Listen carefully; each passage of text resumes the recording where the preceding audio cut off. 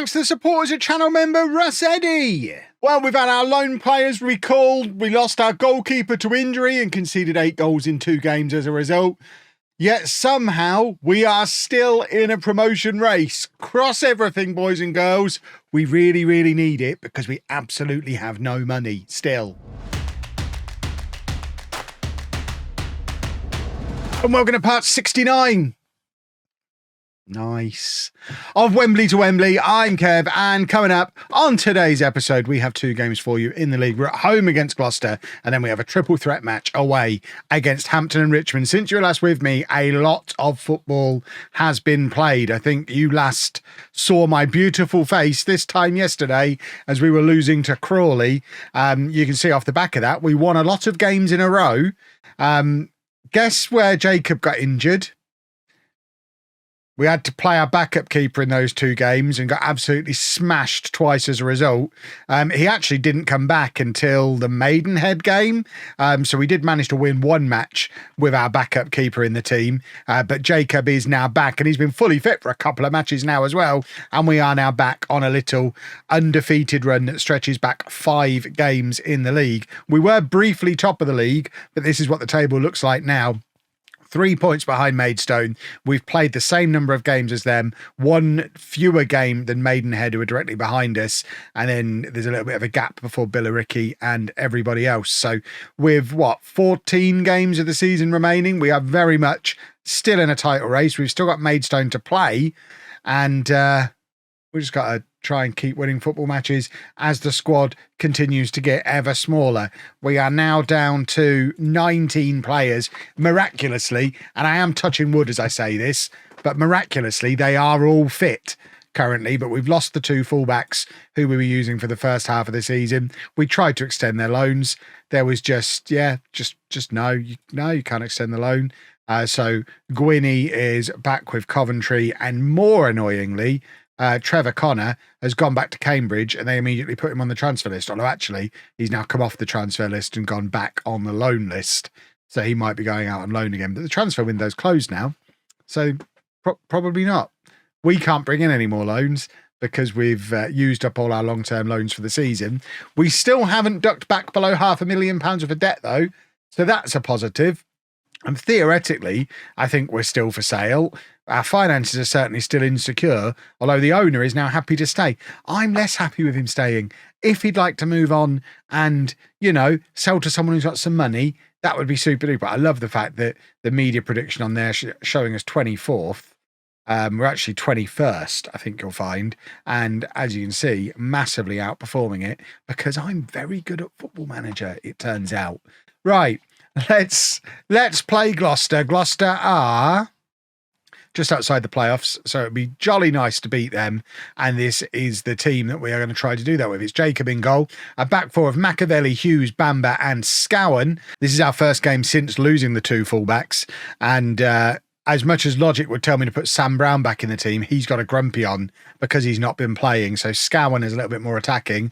So let's play Scowen there. I guess you can see he was playing as the inverted winger on the left in the previous match. But Machiavelli, Hughes, Bamber and Scowen.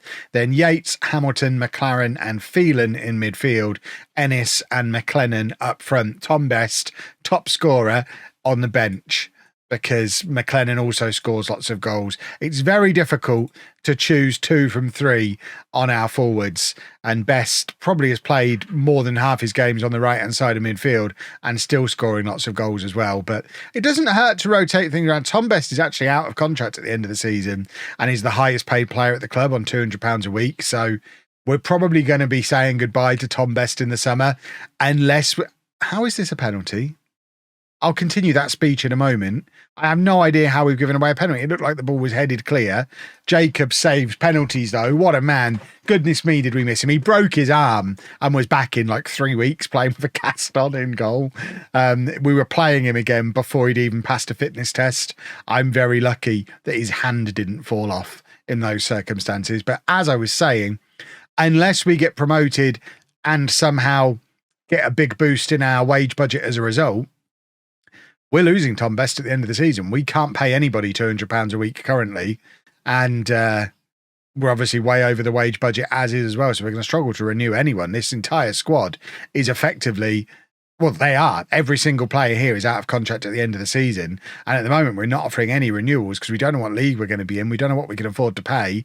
And it's troubling times to be a Wembley fan, but we could lessen the trouble somewhat by being in the National League next season. That is a good interception from McLaren, and now he bursts forward out of midfield, lays it off to Yates, and it ends up with McLennan, who takes a touch, goes round his man, and then it's a wild effort from him that goes over. In fact, I've done him a disservice there. It was a save from the keeper, and now Machiavelli to take the in-swinging corner. We've got some big boys lurking at that far post, one of which is Ennis, but he's not able to make proper contact with it, and Phelan, that is a wild effort. Phelan's effort, going well over, to be fair, was on his weaker foot. But we now have another corner. It's with Phelan, the in-swinger again, and the keeper's flapping at it. It ends up falling to Scowen, I think that was on the edge of the area, but we're not able to get the ball back in again, although Machiavelli's going to try once more. A very big, deep cross from him. As a red-green colourblind person, I have no idea who's got the ball until I see the names appear, which is problematic. And that's McLaren again. That's the second time he's done that. Lovely work from McLaren again. And now Scowen, who supposedly is a complete wing-back when he plays in that role, didn't look like one there, did he? He looked like he didn't really know what to do. Bearing in mind, he spent most of his career playing on the wing. You would think he would know how to overlap as a fullback, but alas, he seemingly does not. But it remains 0-0 after a little silly 5 minutes of a little bit of chaos where we created a few chances, although looking at the XG, none of them particularly good chances. And XG would tell you we're pretty lucky to still be at 0-0. I would tell you, based on what I've seen, that Jacob saves penalties and we should have scored at least one of those chances we just created. But I'm a fussy man.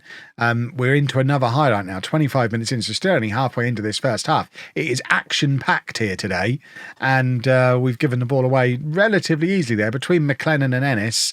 Neither of them really getting hold of the ball properly, and Gloucester hitting it over the top, trying to get in behind our new look defence, new fullbacks on either side. I mean, they've both been at the club, and Machiavelli was our starting left back all last year, but new to the team this season and seemingly struggling a little bit in a defence that was already a little bit ropey. But that is another incredible save from Jacob. I think the commentary's credited Hughes with that. I'm giving it to Jacob because I'm a big Jacob fan. And now Phelan needs to stick it right there. He's gone the other side, the rascal, and it's gone wide. I don't know why they don't follow my instructions.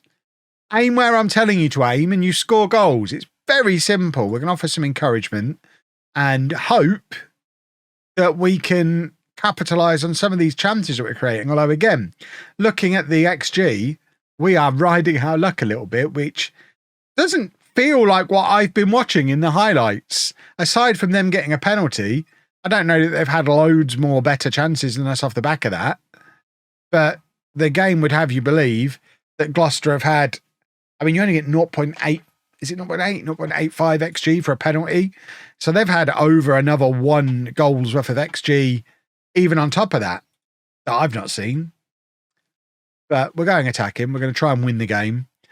And we're certainly going to be getting Tom Best warming up imminently, and I think probably coming on for McLennan. Now, usually when I mention I'm going to take a player off, they go and do a goal. So hopefully McLennan can score a goal and save his spot on the pitch. But with half an hour to go, doesn't look like he's going to. So McLennan's going to come off.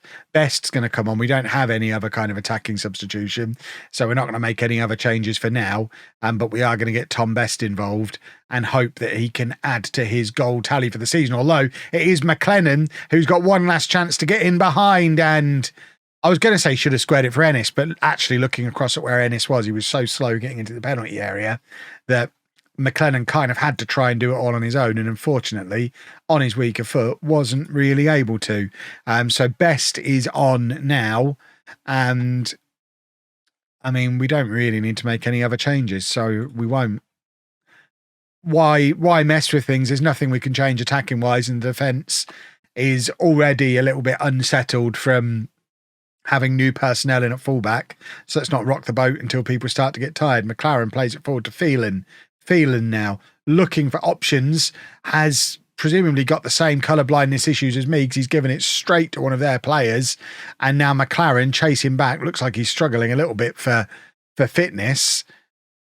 I mean, bearing in mind those interceptions he was making in the first half, he looked like he was running through treacle there. There he is, look. I mean, he's just not... He's a ball-winning midfielder. Why is he not trying to win the ball there? Demand more. And Ennis is now shattered. We have no one who can go up front, really. I mean, Yates has been training to play as a striker this season. So theoretically, we could push Yates forward. In fact, let's push Yates forward. No, Scowen must be able to play right wing. He can. So let's... Oh, I thought Best was already out wide. He's not. So we will put Yates forward. Yates is going to go up as a pressing forward. And then Scowen's tired as well. Ennis needs to come off. Marrow can come on for him.